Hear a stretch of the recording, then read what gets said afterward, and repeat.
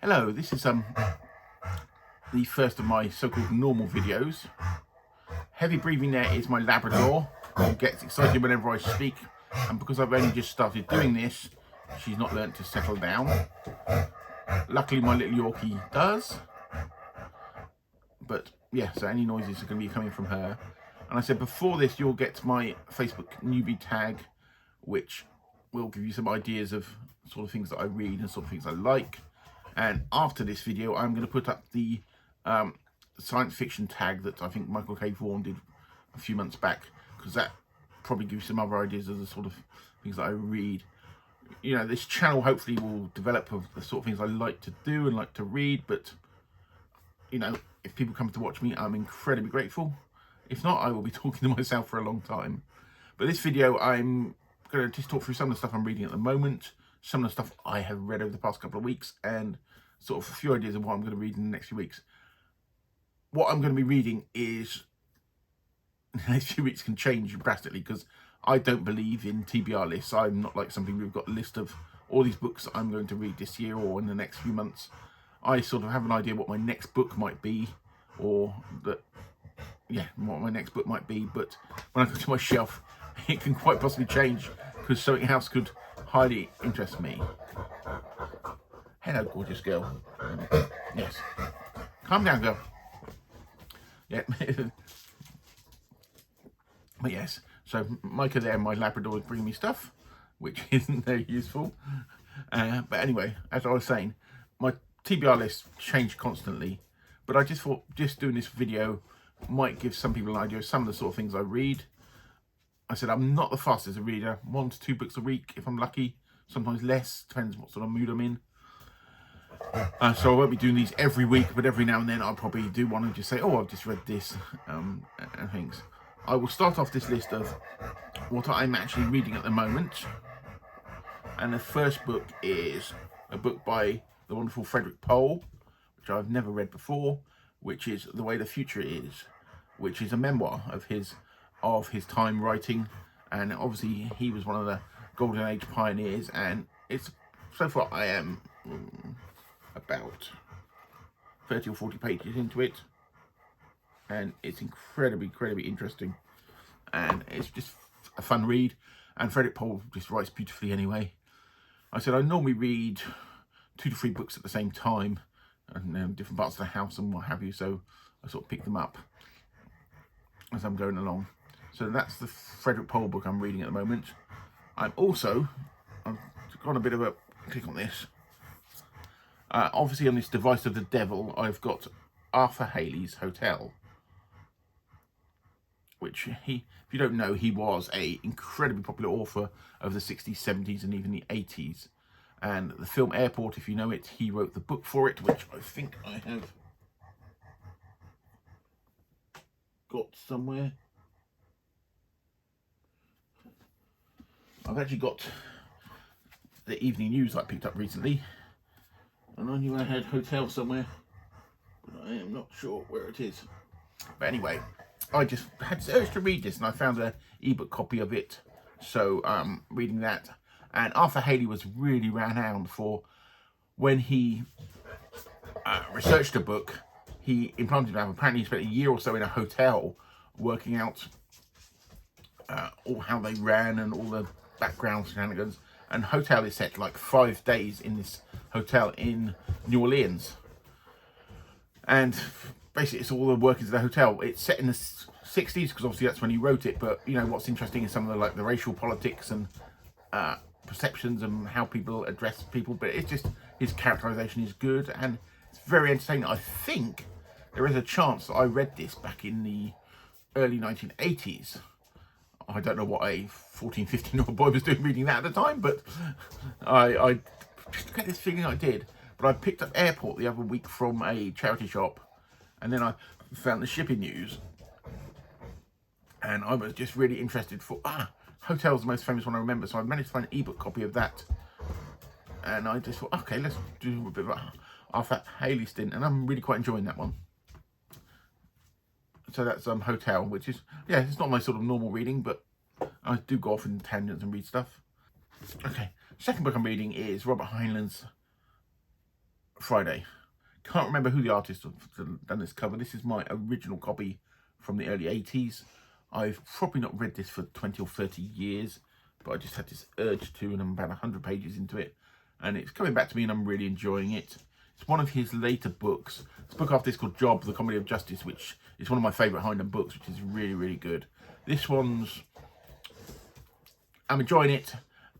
It's a bit of a sort of quite interesting character of this female courier who's does some undercover work and what have you, and it's always with Heinlein. It's well written and he gets a nice pace to it. There was a story, there's not huge amounts to it. I've heard people accuse it of being quite misogynistic, but I think that word's sometimes chucked around a bit too much when, yes, there is some sexist stuff in this, but underlying it. So, you know, you'll get people bang on either way or another. I think it's quite an enjoyable book, and not one of Heinlein's best, but it's still, it's as his later work goes, it's quite interesting. So that's Friday by Robert Heinlein. I'm reading at the moment. I said about 100 pages in it, and Heinlein stuff I can normally read pretty quickly because it's just quite an easy style. And that's the 3 books I'm reading at the moment. Previous to this, I read, it was just a couple of rereads actually. I read The Man in High Castle, Philip K. Dick. I am a big Philip K. Dick fan. I've probably read most of the stuff he's got. Not read High Castle for probably 10 years now. I have been watching a TV series which made me think, let's reread the book. And when you read it, you forget what sort of genius it is, the way if you don't know, it's set in an alternate world where Japan and Germany won the Second World War. And the genius of it is just the way he's interwove the history that's happened beforehand and how it works. It reads, if you ever read any of his non-science fiction books, in some ways it reads like one of those to a degree, because there's not huge amounts of actiony stuff, and it's quite straightforward for a Philip K. Dick novel, the way the narrative goes. Because if you read a lot of Philip K. Dick books, you're not sure what's real and what's not, whereas this one is quite straightforward. I understand why people don't get on with it if they read it once, but I think it's one of these books that really, really does work well when you read it more than once, because then you start picking up a load of the underlying themes going through it. I said it's one of his best books. I love it. This copy, I've probably got about 3 different versions of it because I've read it so many times. But yeah, that was The Man in High Castle I recently read. And the other reread I recently did was Anne McCaffrey, Dolphin as a Pern. Anne McCaffrey was one of the most important sort of female authors of science fiction of the sort of 60s and 70s, because she won so many awards and she was inspired so many people. I love her dragon books. It's nice to go back to Pern sometimes. This one's about the dolphins. I've not read that one for a while, and I just wanted to easy read just because I was having a bit of a sort of struggling to read stuff, and it's just nice to revisit. So now I'll talk about what I'm going to hopefully be reading soon. I've got 3 or 4 books here. There is a chance I may not read any of them, and I'll just pick something else random off my shelf. First one is Andy Foster, Voyage to the City of Dead. This is a Foster I've not read. I think Andy Foster is quite underrated as a writer. As much as we all know him for doing all the novelizations, which I have fun reading novelizations, his non-novelization stuff is really, really interesting. This one, I picked up a job lot a while ago off of eBay of a load of Andy Foster books, and this is it. I'll read you the back of the book just so you get an idea what it's about. Far, far upriver, where knowledge failed and fable ruled, in a frozen land of demons, monsters, the city of dead stood guard over the great treasure. Now the My Delta dwellers of the planet Horseye, as befitted a race of busy traders and merchants, had a great respect and love for wealth, but a prudent species.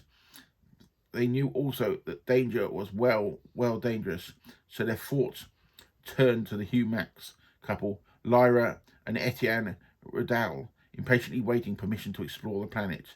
Suddenly bureaucracy was benign, permits permitted, and an epic voyage to the most spectacular river chasm of the whole Humax Commonwealth was underway. And I said, I'm really quite interested to read this one. So that is Voyage to the City of Dead, Alan Foster. One of my next ones. And I blame Brian Lee Durfee for this, okay? All right. He did a video on this book a while ago. I'll put a link down below. And this is Raven, Sword, Mistress of Chaos. My book, compared to Brian Lee Durfee's, has actually got a piece of Chris Archiellis art on it, who sadly died last year. He was a great artist, called The Mercenary. And obviously totally impractical where to have when you're fighting it. But I just, yeah. But the interesting thing about this is it's written by somebody called Robert Kirk, which is actually Robert Holdstock and another writer who I can't remember off the top of my head. And Robert Holdstock is a great, great writer. He wrote Fago Wood and Celtica and stuff like this. This is a pulpy, it's probably going to be rather sexist, male gazy sort of early 80s fantasy. It is what it is, and I think it's going to be fun to read. And I said, I blame Brian Lee Durfee for this. I've been keeping an eye out for a copy of this for ages, and I finally found one at a reasonable price, because this and its sequels go for quite a lot of money for some strange reason. But yeah, I'm expecting it to be exactly what it looks like, and I think it'll be fun to read. Next one for me to read probably is going to be Erskine Childers' The Riddle of the Sands, which is quoted as being the first ever spy novel. I've been on about reading this for probably 10-20 years. Finally found a copy, a nice little Penguin edition. I remember seeing a film years ago. The film is got Jenny Agutter, Simon McCorkindale, and who else? Michael York in it. And the film I remember being pretty good. It's very difficult to get hold of on DVD or Blu-ray. Something to do with ITV Studios having the rights to it, because I've kept an eye out for it. But I never read the original book. And it's basically set just before the First World War, and it's basically counted as one of the first spy novels. I'm probably going to try and do a little video on it once I've read it and have a little talk about it. So I'm quite looking for that. And then the final one I'm probably going to read soon, is a nice one, is the Finland Saga, which is one of the Icelandic sagas. It's not the... there is a manga that's going around called the Finland Saga that's apparently very good, but I don't read manga. Called the Finland Saga, which I assume is based over the same period. But this is like the original from one of the Icelandic sagas published. This is quite a short one, because I originally read the Orkneyinga Saga. I will read the back of it for you. The Saga of the Greenlanders and Eric the Red's saga contain the first ever descriptions of North America, a bountiful land of grapes, wines, discovered by the Vikings 5 centuries before Christopher Columbus, written down in the early 13th century. The sagas recount Icelandic settlement of Greenland by Eric the Red, the chance discovery by seafaring adventurers of a mysterious new land, and Eric's son Leif the Lucky's perilous voyages to explore it, racked by storms, stricken by disease, and plagued by navigational mishaps. Some survived the North Atlantic to pass down the compelling tale of the first Europeans to talk with trade and to wage war on Native Americans.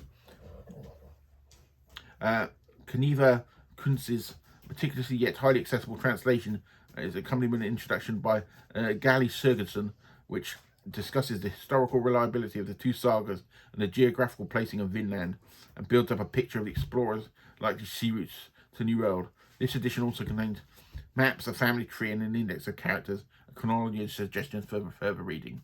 Yeah, I'm really looking forward to these. Some of these sagas aren't the easiest straightforward reading, but once you get into them and the flow of them, they are really, really good.